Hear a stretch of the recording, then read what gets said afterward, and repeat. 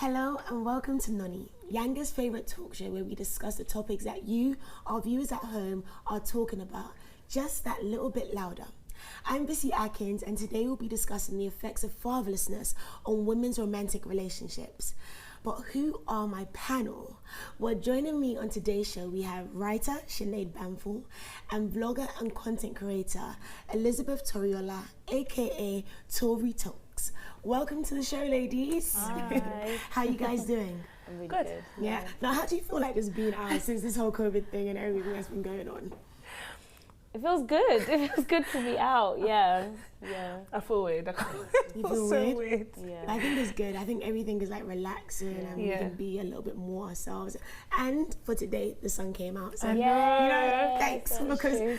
the weather has been like a mess. But But it's been tough. Yeah. it has been tough. So today, we are going to be talking about the effect of fatherlessness on the romantic relationships of women. And this is a very personal topic for me because I actually did my dissertation for my undergrad degree, which was psychology, on this. It's called To the Fatherless, the effect of fatherlessness on the romantic relationships of women in the UK. And growing up for me, I grew up without my pops. So I grew up in a single parent household with my mom, and then my little sister joined me 6 years later. And I felt like I had this void that I just didn't know what was causing it. I was trying to fill it with so many different things, and then when it came to studying psychology and trying to understand myself a little bit better, I was like, I might as well explore this topic that has been very, very heavy on my mind, but I had tried to repress and suppress for many years. And in that, I was just like, okay, I learned a lot. Right? But before we talk about the dissertation, I want to find out a little bit more about you for the viewers. So tell us a little bit about what you do, and then we'll ask about your relationship with your pops. So Tori, you. So I'm Tori Talks. I work in accounting, and on the side, as like my future whole hustle, I vlog, I make content on YouTube, Instagram. Anything to entertain my people, make people laugh, that gives me joy, that's my passion. And I speak at events, I host events, I do everything. It's good. And you, Sinead? Hi, Bisi. So I'm a lawyer by day. That's what I do 9 to 12 sometimes. And then I also write a lot. I blog a lot about the church, and my relationship specifically is my passion, and young people are my passion as well. So I do a lot of youth work day to day, but mainly like relationships, and seeing people in strong relationships is something that's what I write about, and that's really what I'm focused on at this time. So yeah. And Tori, did you grow up with your dad in the house? No. So, do you want me to go into it? of course. So my mum and dad split up while I was quite young. I don't think I was even 5 yet when they had split up. And I just remember like I would always have weekends at my dad's house and the weekdays at my mum's house. And then even that started to not be normal anymore, because after a while I stopped seeing my dad and I didn't really know why. And then later on, my mum remarried and a stepdad appeared. So I didn't really grow up with my dad in my life, but I saw him on weekends sometimes. So that is pretty much me. Yeah, and for you, Sinead? So my dad is like my whole life. He's my parents were married for 30 years and very in love, and he's been a big figure in my life, really shaped the decisions that I've made. My dad sort of had that boundary of he never leaves his family for more than 2 weeks and stuff, and I think I didn't realise what an impact he had in my life until sort of turning point. So those markers when you're 16 or 21, like he took me out to dinner and say, you're a woman now, this is what I expect from you, and sort of thing. I'd be like, wow. And then I'd tell my friends this is what and they'd say, my dad doesn't do that, or that's when you start to see the impact of a father, present or not, in somebody's life. And I think my birthday is June 17th, so it's around Father's Day, and every time I had a party, everyone could come, and I started to really look at that. Why is everybody available? Because they say, I don't have a dad, my dad's not home, so I can come. And that's when I thought, wow, like I'm so grateful to have my father in my life. So I think again it's had a big impact on who I am as a person. So And listening to that, right, in my mind I'm just like, I wish I had that. Wow. Like I really wish I had that. And I feel like I've grown and I've been able to develop myself and know who I am, and I'm always learning. But when I listen to people's stories about, oh yeah, their dad took them out for their first dinner or told them that they were beautiful, I didn't have that. And when I did this dissertation and I interviewed the participants, they also had that same sort of, can I define it as envy? Wow. And it was envy, not that they wanted their friends' dads, but it's just like, why do I not have that? Why have I not grown up with that? And it's literally rippled into their romantic relationships. Absolutely. So in this, before we talk about the romantic relationship, we have to define what a dad is, right? So according to dictionary, I'm sure a dad, we've got different types of fathers. We've got obviously the biological father, and then we have the social father. So the social father, when you said the stepdad comes in, that's cool, because it's like a shift and the diversity in the social norms. And then we also have the affective fathering. So that's where you can have your pastors, your mentors. It can be a family friend that has stepped in. And I've had effective fathers or father figures. So I have my Uncle K and my Uncle E. Shout out to them if you're watching this. Shout out to you. And I was always like, Uncle K is going to walk me down the aisle. And my mom was a bit like, especially when I'm Nigerian, Bisi. In the African household, they'll be like, always have to honor your father, you have to do that. I'm like, bro, like Donnie's not here, so what does that even mean, right? Exactly. And I've seen it, and when I did this study, I found that a lot of women, they had this void of their father's absence, and they would do whatever they could to fill it. And that would also lead them into seeking to fill that void by entertaining and engaging in relationships that didn't really serve them. What are your thoughts on that? Or Tori, have you experienced that with you?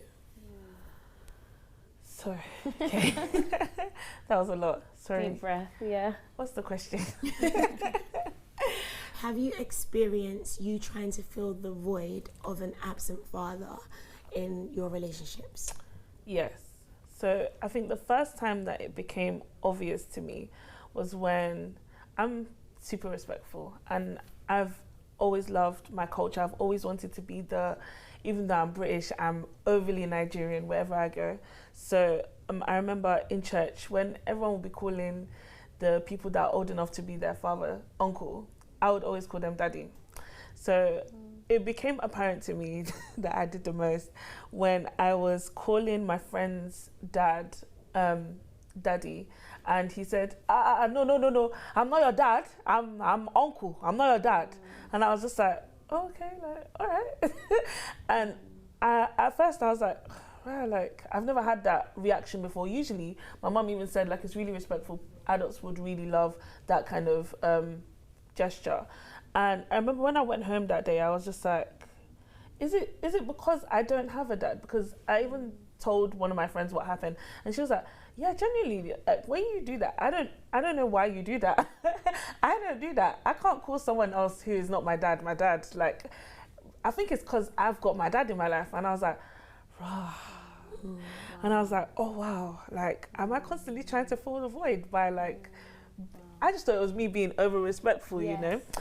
And then down the line, I started to notice that I would grow immediately attached to people, especially males. So like I would always like hold my male friends closer, or past boyfriends, like I would attach to them so much more than just even my family. Like it would be like, oh, what are you doing today? Okay, we're gonna hang out today. Like I would always want to develop a stronger relationship with them. And I think it's now that I'm older and you read a lot of psychological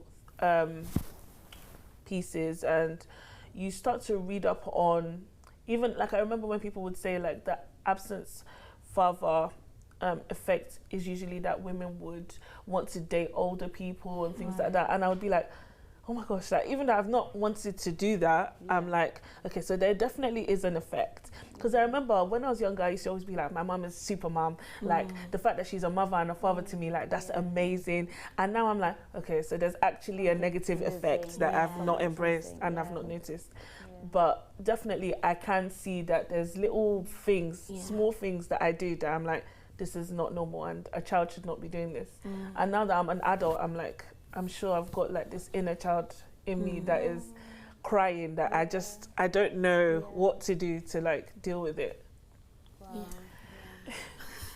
Just, I listening to it is very, I feel like I haven't fully healed, and I felt like I had, but listening to both of you from different perspectives, and Sinead will get to you in a bit, but I'm still healing, and I feel like it's really, really deep. But we could continue to discuss this all day, but unfortunately, well, not really that unfortunate, because you have to come back anyway.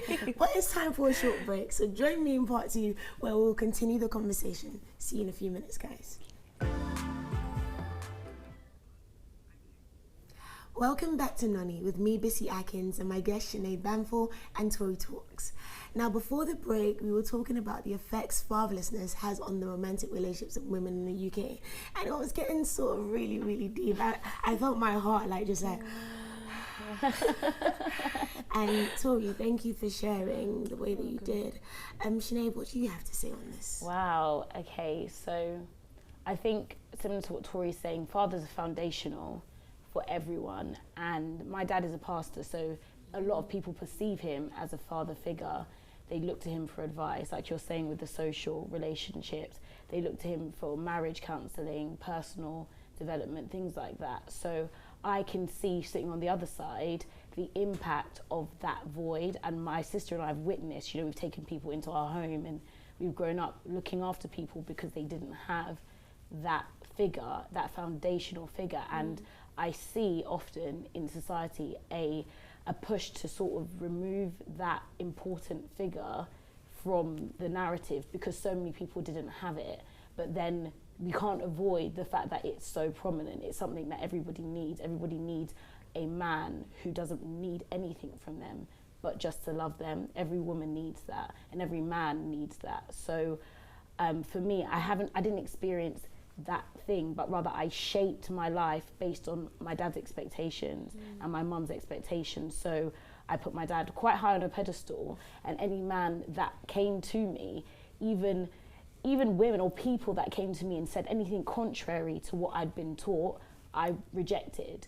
So I even was in a relationship where someone would say, you expect me to be like your father, I'm not him. I said, no, you're not. And if you can't, you must exit. So it was also, for me, realizing my dad was still a man, and I had to learn that men still are men. They're not. So I used to see my father, as this big, he could do no wrong. And so I also had to learn practically to give men room to grow and be a man. And I think a lot of women, they do not give men the room, or we don't even know how to create an environment for them to become that man. If you haven't seen how your mum relates to your dad, so my mum creates a nurturing environment, and my dad is able to raise us in that environment. A lot of us do not know how to create those environments, especially in our relationships. So when we see signs of something that doesn't agree with you, we want out, or we run, or if we see signs of something we didn't have, we stick, and we stick tight to that person because this is what I've been searching for, so to speak. So I think for me, the foundation of my father, I've been able to make a lot of decisions, and I think beneficial ones, in my romantic relationships, and also in advising friends or other people. But I do, my heart really hurts me to see that there is a lot of work to be done for a lot of young people, in that area, and to help their future marriages, their future relationships. So yeah, I think that's how I would speak on it, really. And even just listening to what you have both said, you know how you said you would call everybody daddy, right? There's no way I'm calling anybody daddy. There's no way. Yeah. It's even a little bit of a stretch for me to call my own pops dad. Wow. Because I'm like, to be a father is not for you just to just conceive me. You have to be there and sow the seeds and nurture me and allow me to grow. You see me now on TV, right? If you haven't been in any way or any form helping me get here, how should I honor you and say that, allow it, sorry. And I feel like I've understood that I harbored resentment to a certain, and it wasn't serving me in any way. So when I did do this thesis, I offloaded a lot. Wow. But obviously I'm still working on it, right? Yeah. And this piece, I learned so much. So there's 5 factors of how fatherlessness affects women, right, psychologically. So the first factor is the unfactor. So that's where the woman will have low self-esteem, feeling like no one loves them, or believing that they are unworthy to be loved or unloved, right? And then we have number 2, which is a triple fear factor. So there's a fear of rejection, fear of abandonment, and fear of commitment. And then we also have number 3, which is the sexual healing factor, which I'm sure is quite common. Yes. This is the most common, and this is where women engage. It's the easiest way. Yeah, it's the easiest way to fill the void, because you engage in a range of promiscuities and just, completely want to be attached to people intimately. And then we have the over factor, which I fall into to the T, which is where you're overachieving to a point where it can almost become obsessive and addictive. And mine wasn't more of an obsession, but it was more of, my name, Bisi Atkins, will be known all over the nation. So if he tries to call me one day, I'll be like, oh boy, chill out. So I really wanted to make it and make it so big so he knew what he missed out on. And then we have the red factor, which is rage, anger, and depression. And me saying that, Tori, are there any of those that you can identify with? And if so, which ones? So number 2, definitely. Like I've always told people, I feel like I have abandonment issues. I'm scared of people leaving me, and I think it's because my dad was present and then he just disappeared. And I definitely have abandonment issues. I know that one for sure. And that's why I hold people so close, and I always want to spend every moment that I can with them, especially the male presence, the male people in my life, because I'm just I don't know when I will lose this time and I won't be able to spend time with you, or you will disappear. So I think I definitely have an underlying fear where I just feel like people are going to leave. I used to have the rage as well, but then I think when I started to speak to my mum and understand that these people had issues and they were husband and wife before they even became parents, I was like, okay, definitely. I need to understand it was more than just me. It was more than just, we've got a child to care for. It was themselves first. So I started to have more understanding. So the anger kind of just subdued. Yeah, it's subdued. I calmed down. But then I know definitely I have a fear of people leaving me. I just want to hold on to everyone, which is, it's unrealistic. And Sinead, because you've had a completely different experience, what would you say to women like us that don't have that strong foundation that you do with your pops? Yeah, I think it's both what the 2 emotions, anger and fear. So anger, my mum always says, when someone's angry, you don't ask them, why are you angry? You say, what hurts? Because anger is hurt leaking out of people, right? And so when my friends would say, especially when they'd overreact in relationships, I always ask them, what is actually making you afraid or angry?